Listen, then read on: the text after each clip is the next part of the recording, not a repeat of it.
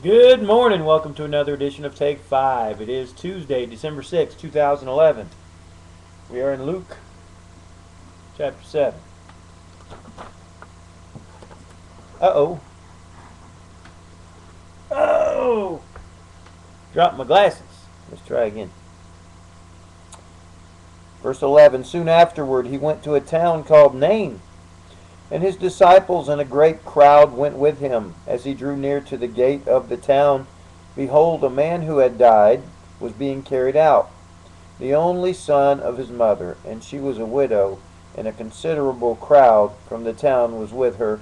And when the Lord saw her, he had compassion on her, and said to her, Do not weep.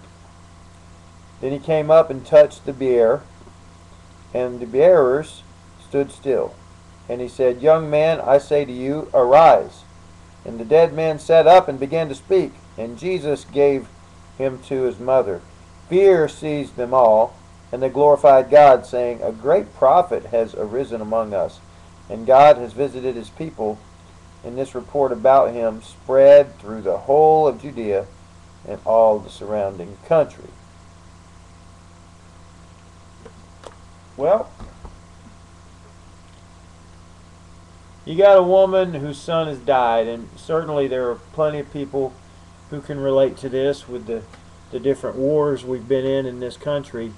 This was a grown son. Apparently, he says he was a man, but we've experienced losses of children, and it's got to be one of the most devastating things there is. I can only imagine. I can't really relate because all my children are still living, and I thank God for that.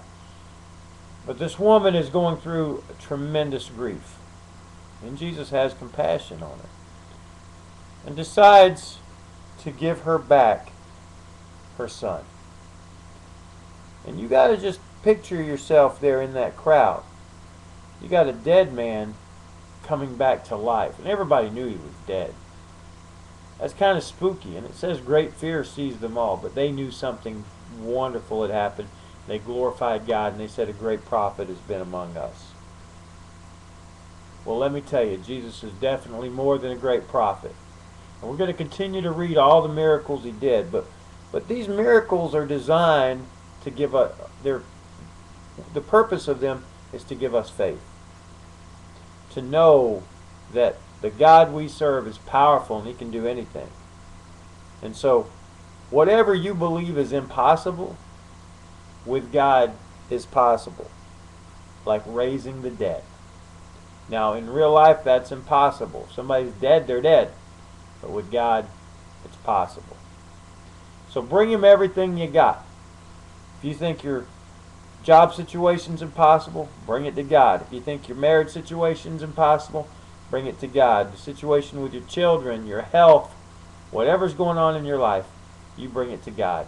And you see if he can do something miraculous out of the impossible. You come back tomorrow for the next edition of Take 5.